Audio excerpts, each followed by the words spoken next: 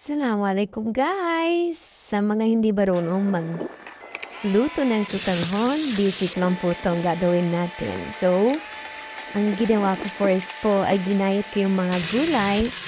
At ayan, in-stir fry ko lang ng konti.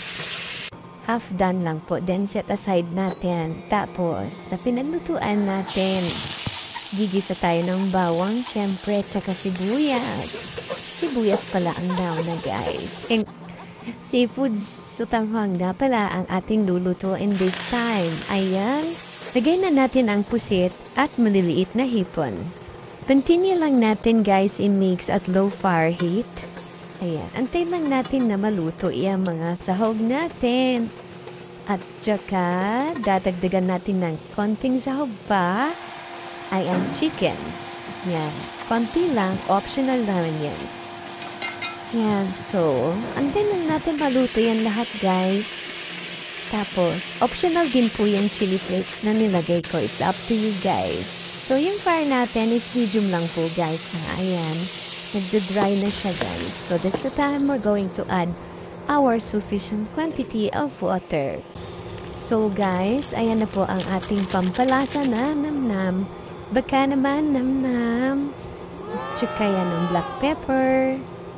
Ayan nating dried na maliliit na hipon.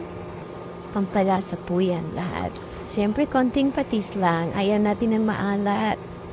And our basil leaves. Optional lang din po yan. Pero sa akin, masarap talaga kapag may ganyan.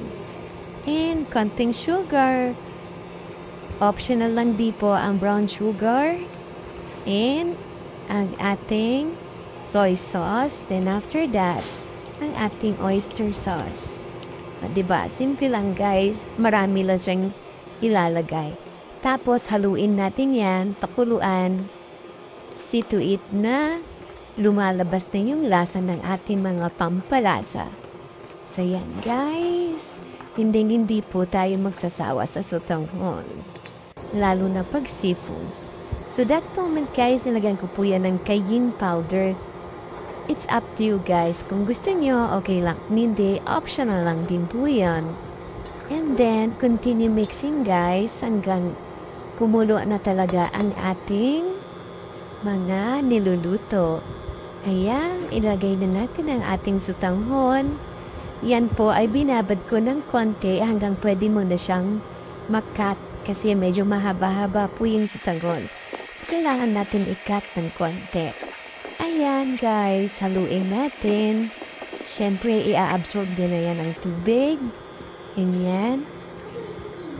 Antayin natin na mag-dry. Huwag naman masyadong dry. Medyo moist pa siya para masarap siya kainin. So, once nag-dry up na siya guys, pwede natin na ilagay yung mga vegetables na niluto natin kanina. Ayan. So, this time, medyo maganda na ang sutanghon natin kasi marami na siyang kulay. Ayan. And then, mix na natin po. Ayan. And, konting mix na lang isa guys. Ready na ang ating seafoods na sutanghon. Thank you so much for watching guys. Sana po hindi kayo magsawa manood ng aking mga niluluto. Ayan guys. Jazakumullahu khair. Assalamualaikum.